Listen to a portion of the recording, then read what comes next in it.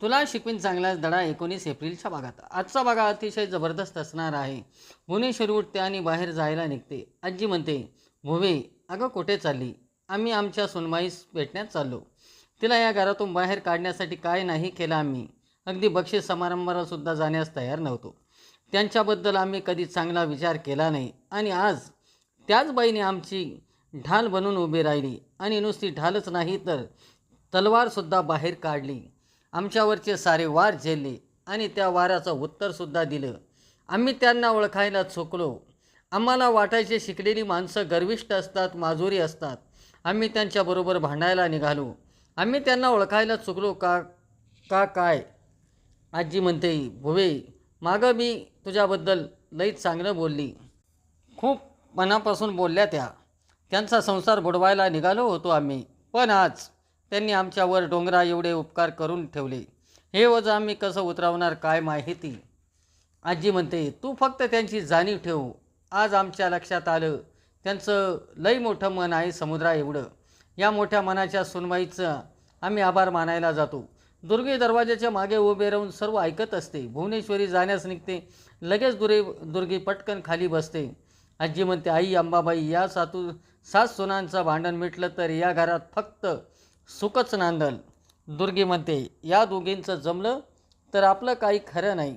अक्षर शारवण सरांना म्हणते, भुवनेश्वरीच्या जागेवर दुसरी कुठलीही स्त्री असती तरी मी तेच बोलले असते, कारण कुठल्याही स्त्रीविषयी बोलणं चुकीचं आहे. अक्षरा, तुझा विचार बरोबर आहे. याच भुवनेश्वरीने तुला घरातून काढण्यासाठी काय काय केले? बाबा, मी जे काही केलं ते आपल्या घरासाठी केलं.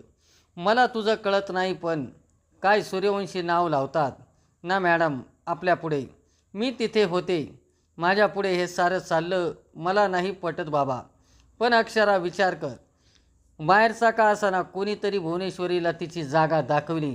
त्या बायका जे बोलत होत्या त्याचा शब्द ना शब्द खरा होता. बाबा, मी तुम्हाला पुन्हा सांगते, त्या बायका बाहेरच्या होत्या. आपल्या घरात काय घडलं, मॅडम तुम्हाला कसं वागवतात, मॅडम मला कसे वागवते, ह्या साऱ्या आपल्या घरातील गोष्टी बाहेर जातात कसा, मला हेच काही समजत नाही. कौरव आणि पांडव युद्ध लढले. जेव्हा बाहेरची माणसं आली तेव्हा ते 100+5 नव्हते, ते 105 होते. एक कुटुंब म्हणून आपण एकत्र राहायला हवं. 4 भिंतीतले आतील भांडण आतच राहायला हवं. या मताची मी आहे. ठीक आहे अक्षरा, तुझं म्हणणं ठीक आहे. अक्षरा, ती बाई किती कटकारस्थानी आहे तुला माहिती नाही. वेळ आली तर तीच बाई या लोकांच्या हस्ते आपल्याला, तुला आणि मला बाहेर काढायला मागे पुढं पाहणार नाही. बाबा, तुम्ही अजूनसुद्धा भुवनेश्वरी मॅडमचा विचार करतात. एकदा अधिपतीचा विचार करून बघा. समाजामध्ये अधिपती भुवनेश्वरी मॅडमच्या मुलगा म्हणून वावरत असतात. त्यांना मानाचं स्थान दिलं. ते त्यांना सर्वस्व मानतात. त्यांना काय वाटलं असतं भुवनेश्वरी बाईबद्दल त्या इतकं वाईट बोलल्या आणि त्यांना कुणीच काही प्रतिउत्तर दिलं नाही. किती दुखावले असते, किती लोकांचे तोंड बंद करत फिरावं लागलं असतं. आपण त्यांचाही विचार करायला हवा ना बाबा. नाही बाबा, माझं वागणं तुम्हाला मान्य नसेल, पण अधिपतीसाठी मी जे वागले ते बरोबर आहे. लय मोठा गैरसमज करून घेतला होता आम्ही. त्यांच्या दृष्टीने त्यांचा नवराच त्यांच्यासाठी सर्वश्रेष्ठ आहे, आम्ही नाही.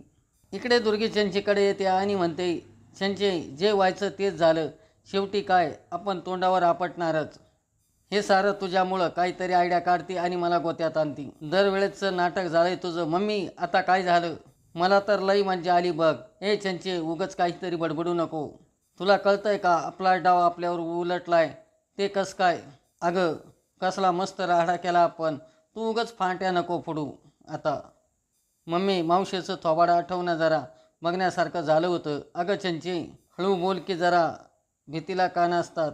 तू लई खुश होऊ नको. तुझा प्लॅन फसलाय, कळतंय का तुला? आज पहिल्यांदाच प्लॅन सक्सेस झाला माझा. मम्मी, हे घे कॅडबरी खा. आज तोंड गोड कर. उद्या बघ तुझं तोंड कसं आंबट होतंय ते. लई खुश आहे आज मी. मला जरा एन्जॉय करू दे. 4 चौघात त्या बायकांनी मावशीची किती भारी इज्जत काढली. लई मजा आली. थोडीसुद्धा तोंड दाखवायला जागा नाही ठेवली तिला. ती मास्तरीबाईमध्ये लुडबुडली, नाही तर अजून मजा आली असती. त्या मास्तरीबाईंनी बराबर डाव साधलाय. सारं आपल्यावर उलटलंय. ते कसं? अगं चंचे, ताईच्या नजरेत शहाणं कोण ठरलं? ती मास्तरीबाईच ना. मास्तरींबाई आणि मावशी एकत्र होणार हे शक्यच नाही. अगं चंचई, तसं झालंय. मला समजा कळलंय. जरा भानावर ये की. काय सांगू राहिली? काय कळलंय तुला? ताई त्या मास्तरणीचे अतिशय कौतुक करीत होती. ती मास्तरीण देवदूत वाटायला लागली ताईला. अगं चंचे, त्या जोगीचं जमलं तर आपल्याला मोजा बिस्तारा आवरून निघावं लागल. कळलं का तुला? मम्मी, मी असं काही होऊन देणार नाही. मावशी आणि मास्तरीण एकत्र मी येऊ देणारच नाही. जे झालंय त्याला काय करणार आहेस तू?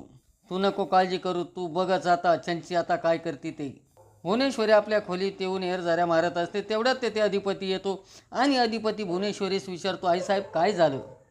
मला फोन आला आणि मी तडक निघालो. कोण होत्या त्या? कोणत्या बायका होत्या?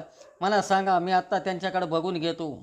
त्या बायकांची हिंमत कसं काय झाली? तुम्ही काय विचारलं नाही का त्यांना? त्यांचा काही फोटो वगैरे? आत्ता बोलून घेतो त्यांना. येते एक एक केलं हुडकून काढतो.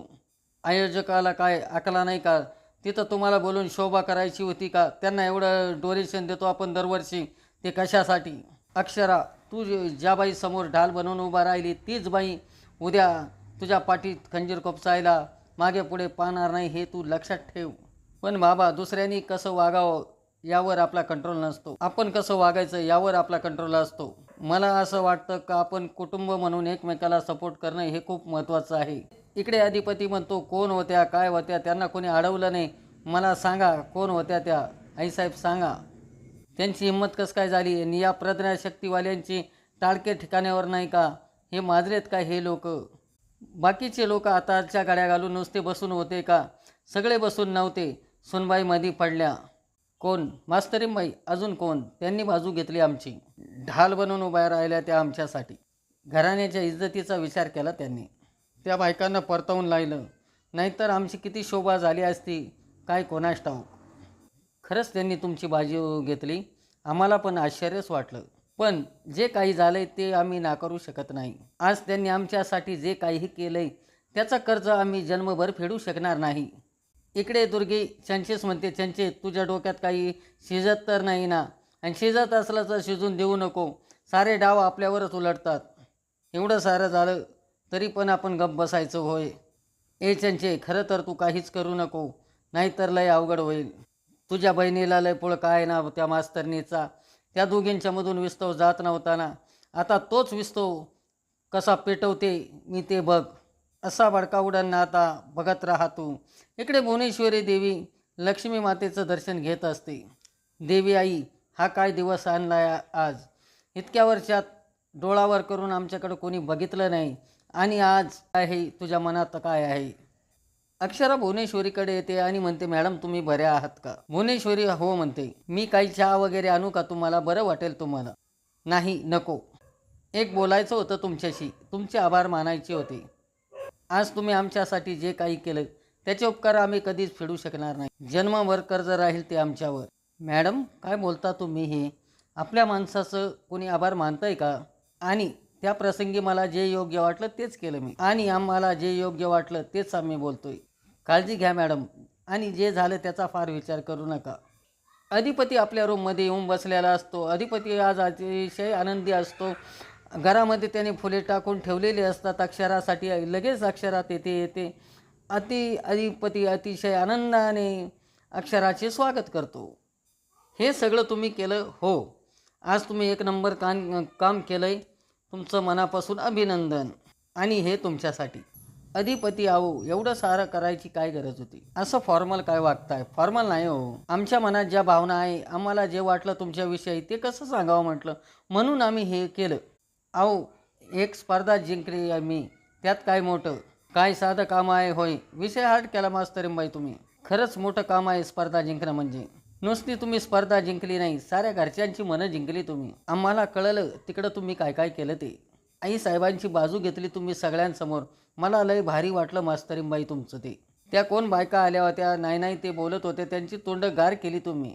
लय मोठं काम केलं मास्तरींबाई. भुवनेश्वरी आपल्या खोलीमध्ये असते. लगेच ते दुर्गी आणि चंची येतात. ताई, जे झालं ते वाईट झालं. तू बरी आहेस ना? नाही म्हणजे मी जर तिकडे असते तर मुर्दाच बसवला असता एक एकीचा मी.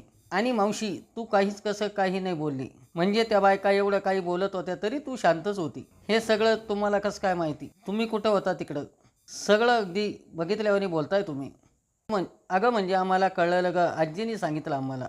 अगं ताई, तू काही का बोलली नाही? काहीतरी बोलायला पाहिजे होतं तू. ताई, मला तर वाटलं तिथल्या तिथं सुनबाईचा हात धरून तिला आकलून द्यायला पाहिजे होतं. म्हणजे काय म्हणायचं काय तुला तो दुर्गे? आमच्या बाजूनी त्या एकट्याच उभ्या राहिल्या आणि आमच्या बाजूनी त्या बोलल्यात. मावशी, पण त्या बायका तिथं कसं काय आल्या असतील ग? ताई, सुनबाईला यातल्या गाठीची आहे बघ. मला तर वाटतंय त्या बायकांना तिनेच आणले असेल. दुर्गे, तोंडाला येईल ते बोलू नको. ताई, चिडू नकोस. त्या सुनबाईची सारी नाटकं होती. तिला जे साध्य करायचं होतं ते तिला केलं. तुझी चार चौघात तिला इज्जत घालायची होती ती तिनं घातली. बघ की तुझ्या नजरेत तिला चांगलं राहण्यासाठी तिने तुझी बाजू घेतली. हे सगळं तू कशावरून बोलते? अगं मावशी, तो कार्यक्रम सुरू होण्याच्या आधी ती सारखं सारखं बाहेर जाऊन कोणासंग तरी फोनवर बोलत होती. काय बोलत होती ते काही कळलं नाही, पण नक्की ती त्या बायकांसंगच बोलत असेल. ताई, तुला सांगते, तिनं घरातून अशा अशा टप्प्या घेऊन गेली. मी माझ्या स्वतःच्या डोळ्याने बघितलं. नाही, या गोष्टीवर आम्ही विश्वास ठेवू शकत. मावशी, आम्ही पुरावा दिला तर?